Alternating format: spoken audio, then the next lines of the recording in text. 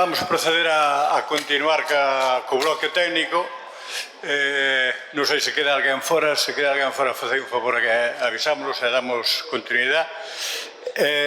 Retomamos a xornada entrando, como digo, no bloque técnico e para falar dos maiores retos aos que se enfrenta actualmente a viticultura. Contamos con Emilia Diz Losada, bióloga, investigadora da Estación Vitivinícola de Enoloxía de Galicia en Leiro. Ao longo da súa traballatoria é unha profesional que participou en numerosos proxectos de investigación relacionados coa sanidade vegetal e protección, sostenibilidade do viño e adaptación do cultivo aos novos escenarios normativos ambientais. Algo que nestes momentos nos está preocupando e que cando foi na fase de organización lle quixemos trasladar porque creemos que é a persona idónea para introducirnos nestas novas normas que nos van a afectar. Hoxe a ponencia dela vai versar sobre a resiliencia do viñedo fronte aos cambios regulatorios do control fitosanitario, sistemas de apoio e decisión das variedades resistentes. Como vendes, é algo de futuro, é algo tamén actual, é algo que nos preocupa. E xa sin máis, moitas gracias por acompañarnos, Emilia. Todo para ti.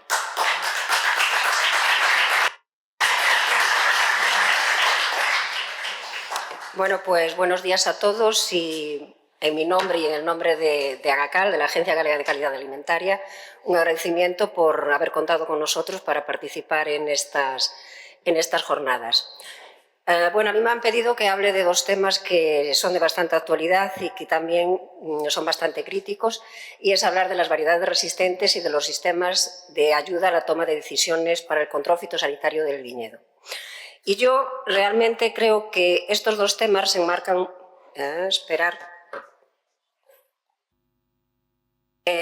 estos dos temas se enmarcan muy bien dentro de lo que es la adaptación que tiene que sufrir el viñedo frente a cambios regulatorios que se están produciendo pues, desde la década de los 90. El viñedo ha demostrado a lo largo de la historia, el sistema vitivinícola ha demostrado a lo largo de la historia que tiene una gran capacidad de resiliencia.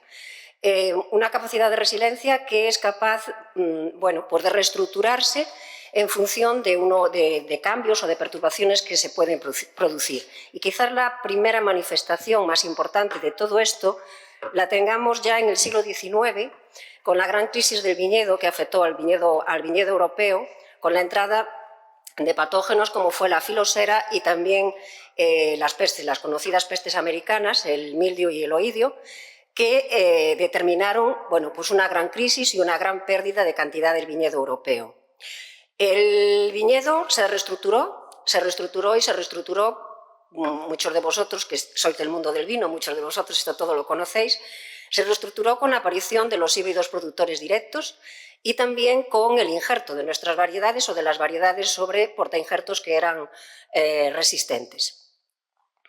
Esto fue la medida que se tomó en aquel momento, pero a partir de ahí el viñedo no fue igual y a partir de ahí realmente el mantener estables las producciones empezó a depender del uso de fitosanitarios, materias activas que fueron apareciendo a lo largo de la historia y a un uso masivo que hicimos de esos fitosanitarios para mantener unas producciones más o menos estables. Por lo tanto, convertimos el modelo vitícola en un modelo basado en un control químico. Creo que esto no es raro para ninguno de nosotros porque ahora estamos en el momento clave que tenemos que dar la vuelta. Tenemos que cambiar ese uso masivo de fitosanitarios para el control por otras estrategias.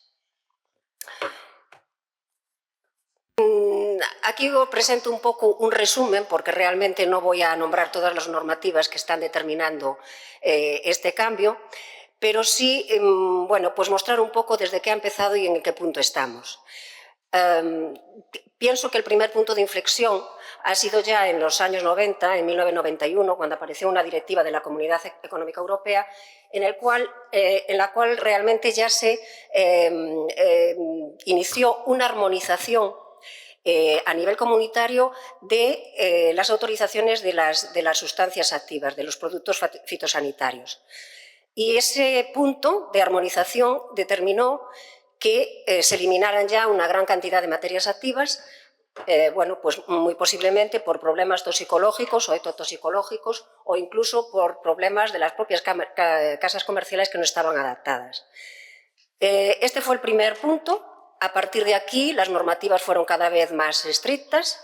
En el 2009, pues aparece una directiva que pone el marco del uso sostenible de los productos fitosanitarios a nivel europeo y promueve lo que conocemos como gestión integrada de plagas. Creo que todo esto es, bueno, pues bastante conocido, además en este entorno que estoy hablando con agrónomos, o sea que toda esta temática creo que es bastante conocida.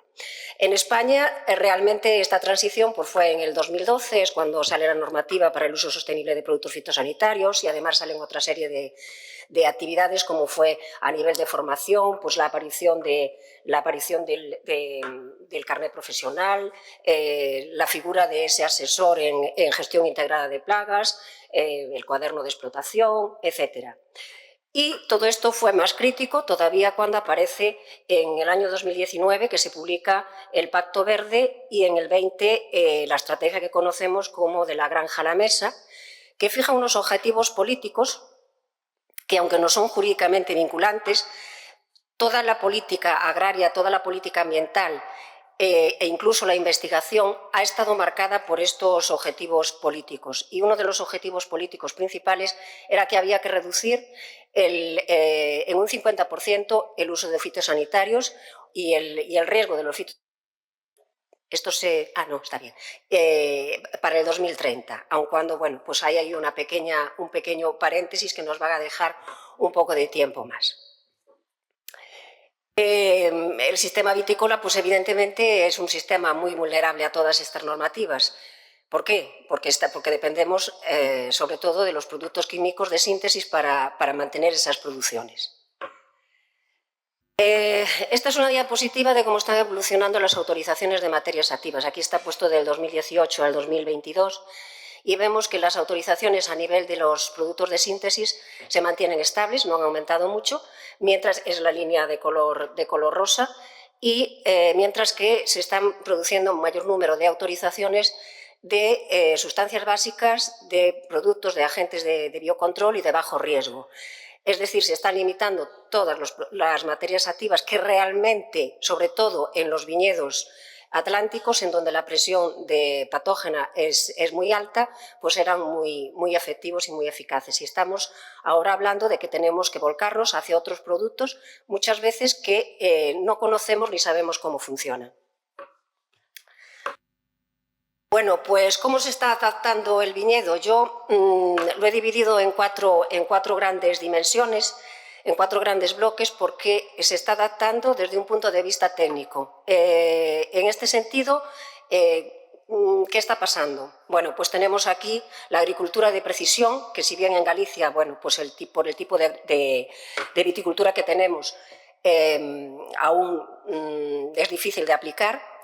Estamos hablando de la existencia de modelos predictivos frente a plagas y enfermedades. Estamos hablando también de tecnología a nivel de maquinaria, tecnología para producir menos derivas, para producir una mejor optimización de las dosis. Esa es la tecnología que estamos, o la resiliencia, la adaptación que estamos teniendo en el viñedo en este sentido. Hay también una adaptación biológica.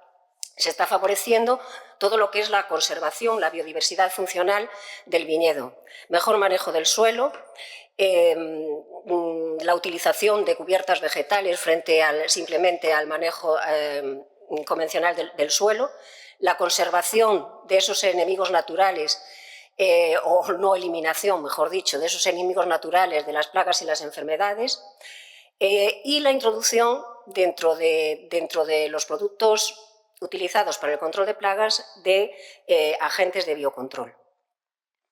También hay una resiliencia genética, y esta resiliencia genética es que las políticas se están orientando, las políticas y la investigación se están orientando a buscar portainjertos que respondan ya no solo a la resistencia, que en este caso es más bien a las condiciones ambientales que se están produciendo, una selección clonal que está encaminada ya no solo a buscar esos clones que produzcan una calidad o que produzcan una producción, sino también a buscar esos clones que tengan una menor sensibilidad a las enfermedades.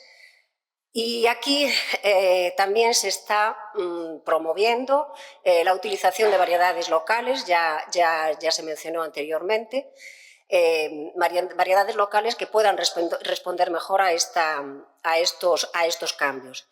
Y también en este punto pues, se están promoviendo la utilización de variedades resistentes, de que será uno de los objetivos de los que voy a hablar en esta charla.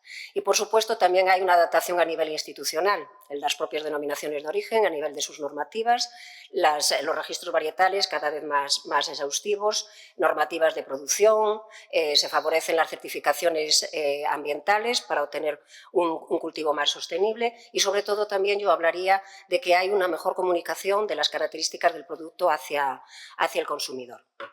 Bueno, y ahora ya entrando en materia, me toca hablar de variedades resistentes y muchos de los que me conocen dirán, ¿va a hablar de variedades resistentes una persona que defendía las variedades locales, las variedades autóctonas y tradicionales de aquí? Bueno, pues yo lo tengo que poner desde un punto de vista de la investigación y de una herramienta más, que creo que tenemos que estar abiertos a todas las herramientas que tenemos disponibles o que pueden estar disponibles para poder adaptarse a estos cambios. ¿Qué son las variedades resistentes, que comúnmente se conocen como variedades PIWI? Bueno, el nombre viene del alemán, de una palabra alemana que yo no voy a leer, evidentemente, porque para mí es imposible, pero que realmente significa resistencia a hongos. Las variedades resistentes ni son superuvas ni son transgénicos, provienen de una mejora genética convencional. La típica mejora genética de cualquier cultivo. ¿En qué se diferencian? Pues se diferencian en que tienen una resistencia que es heredada, que tienen a nivel de hoy una calidad enológica, que están obtenidas por cruces convencionales y que no tienen ninguna modificación genética directa. No son el resultado de un único programa y tienen una historia que abarca ya más de 90 años y que en sus orígenes sí que tenemos que hablar de los híbridos productores directos, porque realmente los híbridos productores directos era el cruce entre una vinífera con una variedad resistente o a plagas o a la filoxera. Por eso aparecieron esos híbridos. Híbridos que se produjeron antes de los años 30 y que en los años 30, de los años 30 a los años 50, pues se dejaron de producir porque se consideró que la calidad de vino que producían no era suficiente, no era válida, se dejaron de producir. Esta fue una primera etapa y evidentemente esos híbridos, esos cruces que se obtuvieron en esas primeras generaciones, pues la calidad del vino podríamos ponerla en entredicho. Pero ha surgido una segunda etapa de la obtención de variedades resistentes en el que ya no es solamente o no solo se busca la resistencia, sino que se busca la calidad. Ahí están puestos pues, los países que son pioneros en la obtención de variedades resistentes. Esto ha surgido de Alemania, ha surgido de Italia, de Francia, de Suiza, que son los que están en la cabeza de la producción de variedades resistentes. Y yo aquí he puesto el ejemplo de Francia, bueno, pues porque es el país vecino y además uno a los que más nos podemos parecer. En este país se han generado distintos programas llevados de la mano del Instituto Nacional de Investigaciones Agrarias, del INRA, y que, bueno, pues al final han llegado a la obtención de los PIWIs actuales, de las variedades resistentes actuales. Hay que hablar de dos programas fundamentales. Uno de los programas es el programa en el que se obtuvieron las variedades Bouquet, que son variedades en las que se ha primado, voy a poner a continuación una diapositiva que lo muestra, variedades en las que se ha primado sobre todo la resistencia, pero sobre todo la calidad, sobre todo intentar que el vino responda a la vinífera. Y posteriormente hay un segundo programa en el que no solamente se primaba esto, sino que lo que se primó es aumentar la resistencia, porque de las primeras variedades pues nos estábamos encontrando que a veces lo que se producía era una propia resistencia del hongo, es decir, que realmente el hongo ya conocía, se adaptó a esa resistencia y la variedad, por lo tanto, ya era sensible a la enfermedad. Están en una tercera fase, ya estamos en una tercera fase en la que estas variedades ya se están plantando en distintas zonas para ver el comportamiento de esas variedades en condiciones edafoclimáticas distintas que puedan llevar a seleccionar estas variedades en función de la zona de producción. Bueno, aquí tengo una diapositiva en la que se representa lo que sería una variedad bouquet y lo que representa realmente lo que serían los cruces convencionales. Fue promovida por Alain Bouquet, ya lleva su nombre. El inicio es un cruce entre una variedad resistente, en este caso era Muscadinia rotundifolia, antes Vitis rotundifolia, con una vinífera. A partir de este primer cruce se cruza sucesivamente en retrocruces con variedades viníferas, Cabernet Sauvignon, Grenache, Merlot, Semillon, Riesling, etc., con cruzamientos sucesivos hasta conseguir que prácticamente el genoma de la nueva variedad, de esta nueva línea híbrida, tenga un 99% de genoma de vinífera frente a un 2-3% que sería de la variedad resistente. Esto indica que ya va a manifestar mucho más los caracteres viníferos que los de la variedad resistente, que bueno, siempre es ese gusto foncé que tenían los híbridos, que ya se ha perdido evidentemente, y otras características de esos vinos iniciales.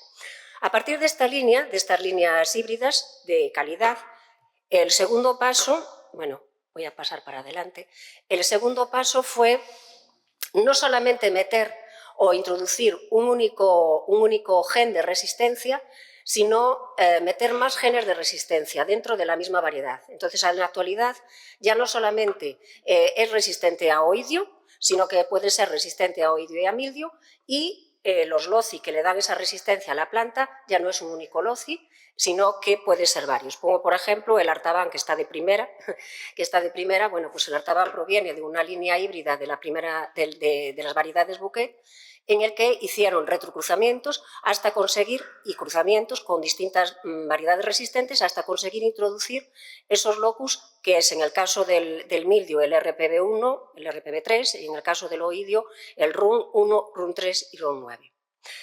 Esto, que se conoce en mejora genética como piramidación, pues realmente es una base importante, porque esto evitará en gran medida que se creen resistencias a los patógenos y, por lo tanto, esa variedad resistente, que es lo que se está comentando mucho ahora, no pierda esa resistencia. Si bien es cierto que muchas veces, o están saliendo estudios, que hay ocasiones en que la introducción de un mayor número de loci de resistencia hace una acción contraproducente. Hay una interacción entre ellos de tal forma que no tenemos una variedad tan resistente, o tenemos una variedad bastante menos tolerante, y en eso también se está trabajando. Son comentarios que están saliendo y que están en fases de investigación, evidentemente. Bueno, todo este proceso de mejora genética, que lleva pues muchísimos años, obtener una variedad resistente puede llevar hasta 30 o 40 años o más, se ha visto acelerada por las técnicas de biología molecular. Se ha visto acelerada por la aparición de técnicas que son ya de utilidad, yo casi voy a decir cotidiana, porque desde el COVID ya casi podemos hablar de cotidiana, que permiten hacer una selección dirigida, una selección más estructurada y en menor tiempo. Son los marcadores moleculares. ¿Qué son los marcadores moleculares? Pues no son más que fragmentos de ADN que son fragmentos polimórficos, SNPs, microsatélites, etcétera, que están estrechamente ligados a esos locis de resistencia y que nos permiten localizar en la planta si la planta ha incorporado la resistencia o no, sin necesidad de pasar esa planta a campo para valorar si realmente pues es sensible o no al mildio y al oidio. No sé si me seguís, pero en un cruzamiento normal, En una selección normal nosotros tenemos que hacer el primer cruzamiento. Una vez que hacemos ese primer cruzamiento tenemos que, a partir de esa plántula de semilla, tiene que crecer, ir a campo y ver y comparar si ha metido la resistencia o no. A partir de esas tenemos que obtener plantas que produzcan racimos para tener semillas de nuevo, con lo cual sería el nuevo cruzamiento y volveríamos a lo mismo. Eso quiere decir muchísimos años. ¿Qué hacen los marcadores moleculares? Pues en esa primera fase de selección, realmente nosotros hacemos el cruzamiento, tenemos un montón de plántulas, porque pueden tener simplemente los 2 cotiledonias que salen cuando se forma la semilla, pequeñas hojitas. Con una simple hojita nosotros podemos extraer el ADN y podemos determinar mediante estos marcadores, se amplifican y se buscan en el ADN, en el genoma de la planta. Si los ha incorporado, eso quiere decir que esa planta pasaría a campo, si no, ya no la pasamos a campo. Con lo cual, eso implica un avance muy grande en la selección. Esto que parece que estoy contando como nuevo lleva ya muchos años, ¿eh? Vale. Y estamos ya en una fase más. Ya estamos en una fase más porque la selección ya no solamente se está dirigiendo a la selección de las plantas que son resistentes o no resistentes. Ya no solamente se analiza esa parte del genoma donde están los locios de resistencia, sino que ya analizamos una mayor diversidad del genoma, con lo cual incluso podemos determinar aquellas plantas que realmente están incorporando determinadas características que a nosotros nos interesan, analizando también mediante marcadores características agronómicas y características enológicas que portan esas plantas. Es decir, que si, bueno, voy a poner un ejemplo a nivel de polifenoles, por ejemplo, porque se conoce, si nosotros queremos seleccionar una planta que realmente tenga un mayor contenido en polifenoles o que haya incorporado determinados polifenoles, pues nosotros podemos, mediante los marcadores, determinar que esa planta que tiene resistencia, pues si ya presenta esas características y nosotros poder ya hacer la selección de esa planta. Esto está reduciendo el tiempo de mejora genética, pues si hemos hablado en principio de 40 años, esos valores que ponen ahí son teóricos. Está claro que en la realidad siempre es algo más. Si hemos pasado de 40 años, pues con la selección asistida por marcadores moleculares, solo lo que sería a nivel de selección de resistencia hablaríamos de 15 años, y si hablamos también de selección de caracteres agronómicos y caracteres enológicos, estaremos hablando de una reducción de años hasta unos 9 años. 9 años para seleccionar una variedad es lo que nos lleva a nosotros a hacer una selección clonal, es decir, hacer una selección de material inicial para la venta de planta certificada. Eso quiere decir un avance muy importante. Bien, he hablado de Francia y he hablado de otros países en los que se está trabajando ya a nivel de variedades resistentes. ¿Qué pasa en España? Bueno, en España hay que mencionar un equipo que tiene trabajado mucho en el caso de mejora genética, que es el IMIDA, el Instituto Murciano de Investigación Agraria, que, bueno, ellos se han centrado sobre todo en la variedad monastrell, y los primeros estudios, los primeros mejoras genéticas la hicieron buscando variedades que fueran mejores para las condiciones climáticas en las que se desarrolla esta variedad, ¿no?, en clima mediterráneo. Pero recientemente ya se han introducido en la búsqueda de variedades resistentes para la variedad monastrell, y bueno, pues la están cruzando con la variedad Regent, que es tanto resistente a mildio como a oidio. Están en las primeras fases de estos estudios. Hay iniciativas privadas. He puesto aquí la iniciativa privada de Cataluña y concretamente de una bodega, que es la bodega Albert Noya, que supongo que, bueno, muchos la conoceréis. Esto surge dentro del Priorat y lo que ha hecho esta bodega, pues un poco preocupado, por decirlo así, por toda esta problemática, inició un programa en el 97, me parece, 95-97, propio de hibridación. Y creó unos campos grandes de hibridaciones, de cruzamientos con variedades resistentes, sobre todo teniendo en cuenta variedades autóctonas, variedades en general de nacionales, no solo de Cataluña.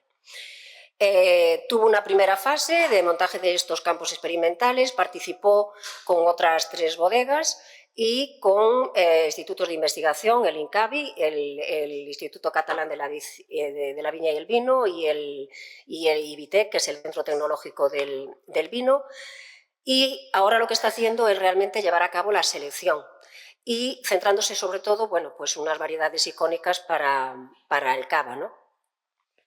A día de hoy, según sus previsiones, tiene ya 31 variedades que están en fase de evaluación y para la inscripción en el registro, 22 que las está realizando a través de Francia y 9 a través de España.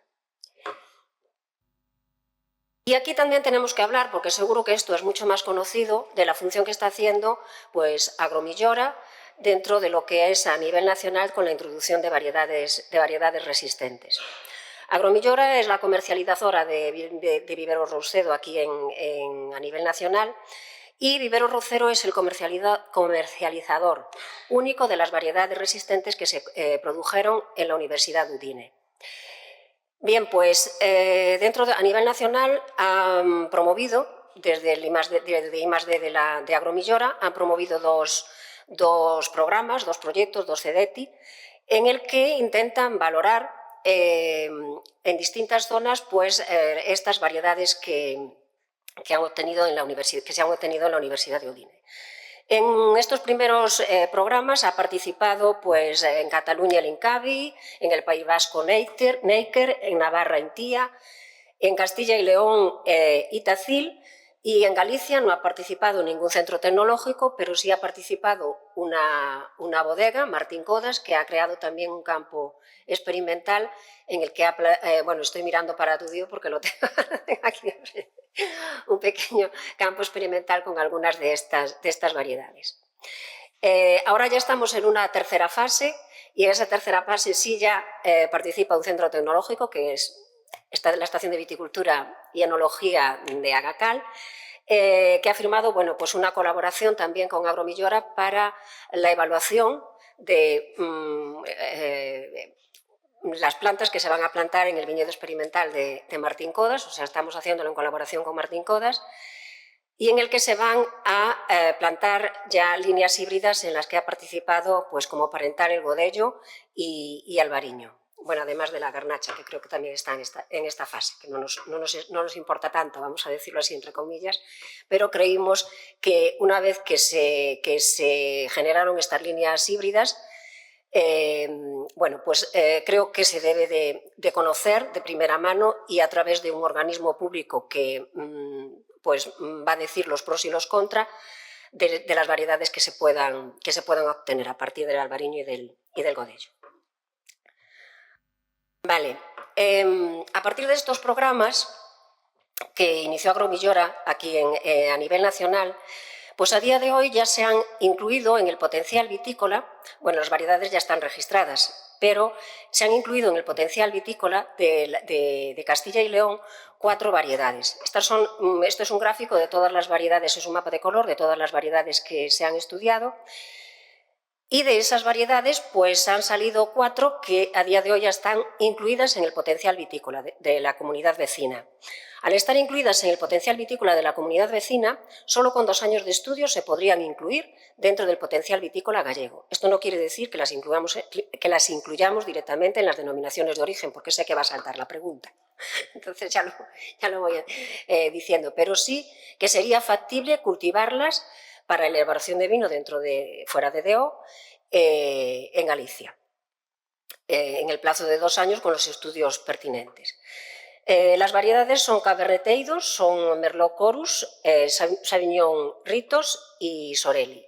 Este equipo pues, destaca dentro de Cabernet Eidos, la destaca por su rendimiento, Merlot Corus la destaca pues, por la concentración de azúcares elevada que tiene y también por una alta acidez, Sauvignon Ritos la destaca por la acidez y Sorelli es una de las variedades más estudiadas, se habla de que es una variedad bastante equilibrada y que, bueno, tiene también bastante producción. Pero evidentemente estas variedades hay que verlas en la zona o para conocer bien sus características en la zona en la que se quieren producir.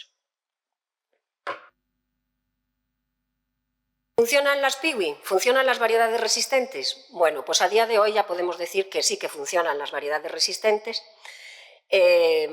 Los países de implantación y comercialización principales pues son Alemania, Suiza, Francia, Italia y Austria, y se habla de una reducción de fitosanitarios de más del 70%.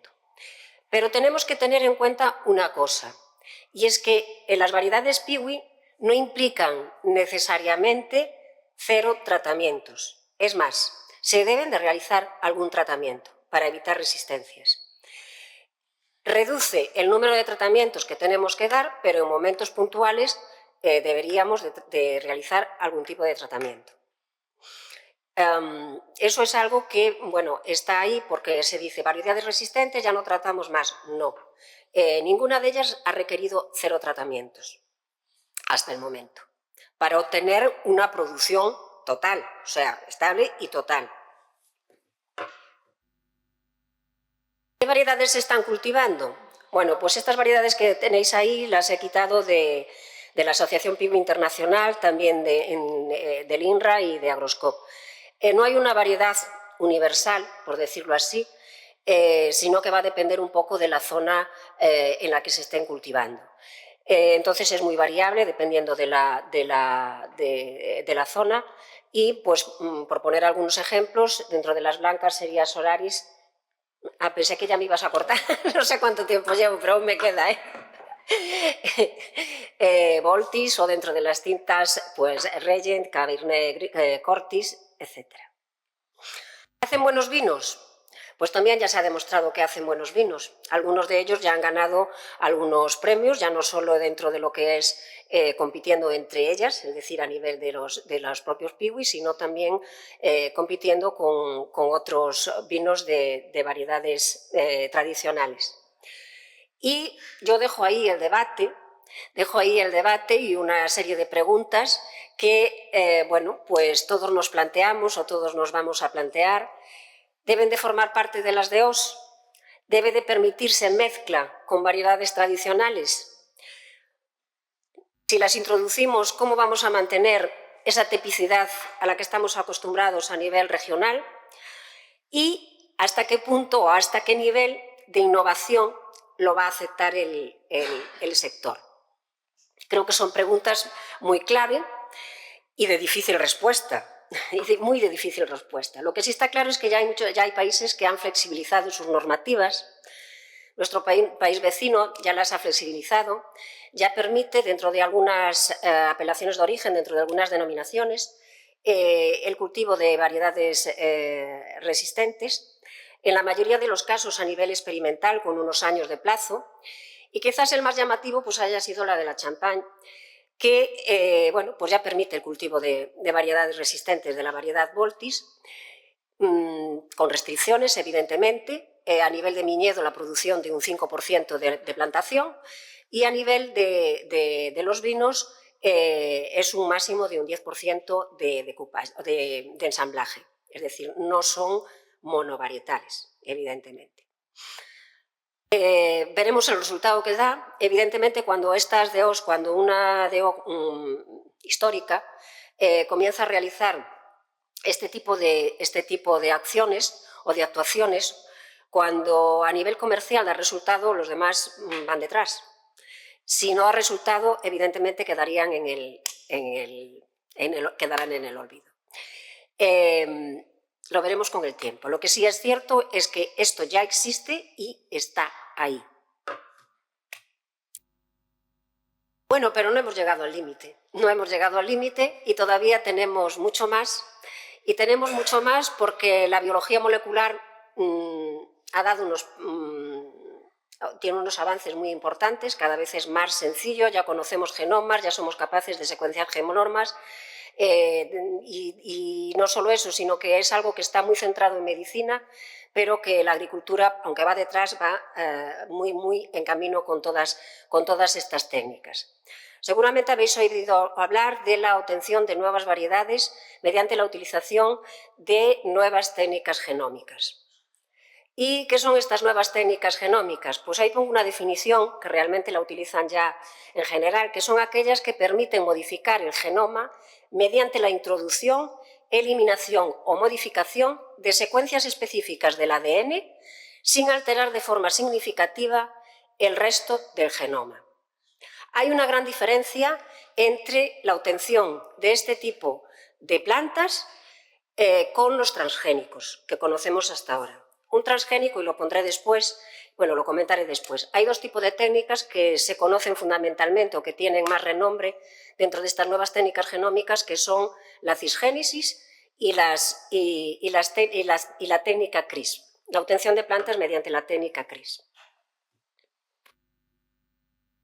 Hasta ahora, todas estas plantas obtenidas mediante estas tecnologías están sometidas a normativas muy dispares en función del país. Esto es ya del 2020, actualmente ya ha cambiado, y hay países que tienen una propia normativa, otros que no tienen normativas y otros que siguen tratándolas como organismos genéticamente modificados, como transgénicos, que son unas normativas muy estrictas.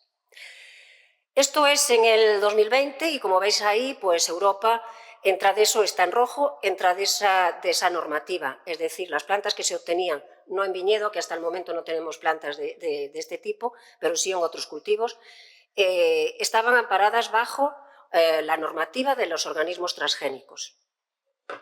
Pero está claro que se han dado cuenta de que bueno, hay un cambio tecnológico muy importante y que hay que avanzar, y la normativa tiene que adaptarse también a estos cambios.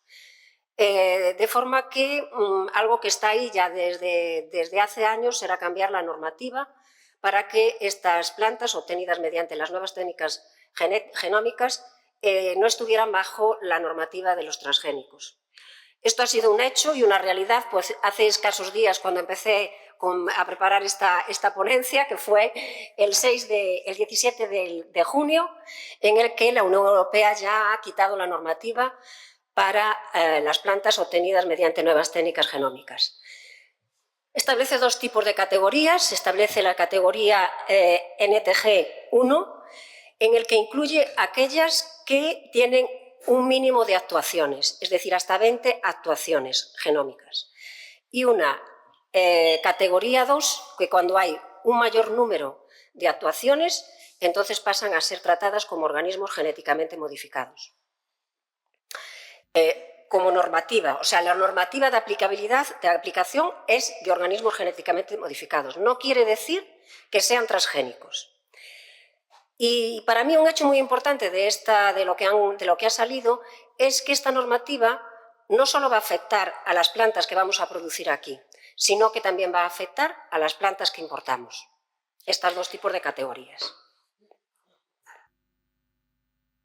Bueno, aquí está una de las técnicas que se utiliza para la obtención de estas plantas, que es la cisgénesis, y la he puesto pues para que se vea que no son transgénicos. En un transgénico nosotros lo que utilizamos o introducimos en el organismo es un gen que proviene de otro organismo no compatible. En este caso, en la cisgénesis, estamos introduciendo genes entre organismos compatibles, entre organismos en los que podríamos realizar un cruzamiento en condiciones reales. ¿Vale? Es introducir un gen de resistencia de una variedad resistente dentro de una vinífera que no tiene esa resistencia. Y estamos introduciendo única y exclusivamente esos loci de resistencia. Eso es la cisgénesis. Bueno, ya son una realidad, ya hay investigación, ya se ha conseguido planta a nivel experimental, no estoy diciendo que haya planta comercializada ni mucho menos, en el que esto sería viable. Es cierto que la obtención de estas plantas pues requiere, parece que lo digo tan sencillo que me podéis decir, bueno, pues esto ya en el plazo de un año tenemos así variedades obtenidas por cirgénesis, no, ni mucho menos. Requiere muchos estudios previos porque cada planta, cada variedad es un mundo. A nivel de cultivo in vitro, pues requieren condiciones muy diferenciadas, hay que establecer muchos protocolos para poder llegar a obtener este tipo de variedades. Otra de las técnicas que se utiliza es esta técnica, la técnica CRISP, que, bueno, la he puesto muy sencilla. Evidentemente, esto lo he quitado de internet porque me pareció una imagen muy fácil de entender. Y es una técnica en la que nosotros utilizamos una ARN guía que es capaz de reconocer en el genoma de la planta la parte del ADN que nosotros queremos modificar. Este ARN guía actúa como un GPS. Este ARN guía se une a una proteína, una nucleasa, que es la CAPS9, en este caso, he puesto la técnica más común, y esta nucleasa lo que tiene la capacidad de cortar la hebra de ADN. Bueno, pues esto actúa como el GPS y el coche, ¿vale? El GPS conduce al coche hasta un punto determinado y en el punto determinado la nucleasa lo que hace es que corta ese gen. Una vez que corta ese gen, los propios mecanismos celulares reparan ese ADN. Y cuando lo reparan, puede suceder, y muchas veces sucede, que cuando se produce una reparación de ese ADN, se producen delecciones, se producen cambios, pequeños cambios en los nucleótidos del ADN. Y esos cambios inactivan el gen. Si se inactiva el gen, evidentemente estamos cambiando las características de ese gen. Por lo tanto, si es sensible y cambiamos ese gen de sensibilidad, la variedad se convierte en resistente. Dicho de una manera muy sencilla, ¿vale? Dicho de una manera muy sencilla, pero que tampoco es compleja, es una manera sencilla. No es compleja la técnica. Al fin y al cabo, esto después son cultivos in vitro y pequeñas reacciones que se realizan.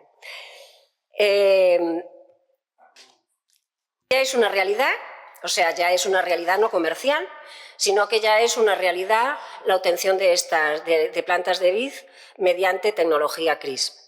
Este es un ejemplo, ya hay un ejemplo de investigación y ya hay muchos más. En este caso, pues estos autores lo que han hecho ha sido modificar el gen del metabolismo del ácido salicílico. ¿Qué tengo que cortar? Bueno, pues corto, entonces no voy a presentar la plataforma. Bueno, me dejáis 2 minutos. Entonces, lo que se ha hecho en este caso es que ha cortado el gen del metabolismo del ácido salicílico y el ácido salicílico, el metabolismo del ácido salicílico de la planta, el hongo lo utiliza para colonizar. Es decir, que si nosotros inactivamos ese gen, lo que estamos haciendo es que disminuimos la facilidad que tiene el hongo para colonizar esa planta y, por lo tanto, hacemos las plantas más tolerantes. Bueno, y ahora solamente, como me quedaba la segunda parte de la ponencia, solamente presentar, me quedaba la segunda parte, es que al final yo me lío. Como dicen las personas mayores, cada vez hablamos más. Entonces, solamente la segunda parte de la ponencia se trataba de poner en evidencia que tenemos herramientas que no van por el camino de la genética, pero que son herramientas que pueden ayudar a reducir la cantidad de fitosanitarios. Y entre ellas que están saliendo continuamente plataformas de avisos para aplicar en el momento adecuado. Son una serie de plataformas que la mayor parte de ellas son plataformas privadas y que desde la Estación de Viticultura y Agacal lo que hemos hecho, hemos desarrollado un proyecto para crear una plataforma pública que ya tiene acceso a nivel público.